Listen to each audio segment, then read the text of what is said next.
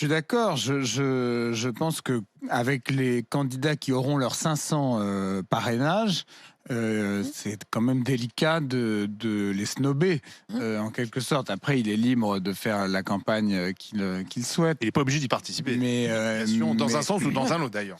Il est déjà tellement en lévitation, tellement perché, en fait, en un sens, entre sa pensée complexe, les mots qu'il utilise que personne ne comprend. Il est là sur l'immanence des choses, etc.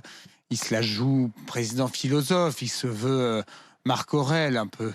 C'est ça son trip.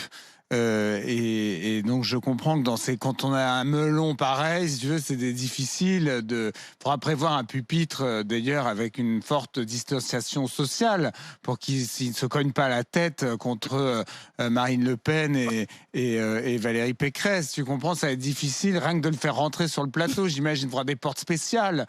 Bon, donc voilà, je l'invite à dégonfler cette baudruche et à considérer que quand il y a d'autres candidats qui ont eux aussi 500 signatures, c'est-à-dire qu'ils sont sur la ligne de départ pour l'élection présidentielle, il faut qu'il accepte qu'il est candidat lui Surtout aussi.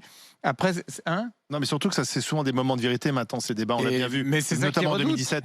C'est ça qui redoute. Ça peut être à son avantage. Les moments de vérité. D'ailleurs, en 2017, c'était plutôt Fillon qui était sorti vainqueur de ces débats. Je me souviens qu'à l'époque, on s'était dit que quand même, le type qui surnageait, c'était Fillon. Mais la magistrature de gauche n'a pas voulu que François Fillon devienne président de la République.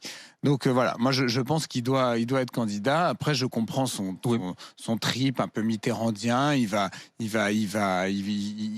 fantasme sans doute sur ce débat où Mitterrand avait dominé Chirac en lui donnant du Monsieur le Premier ministre. Mais je trouve que ce serait pas très fair-play.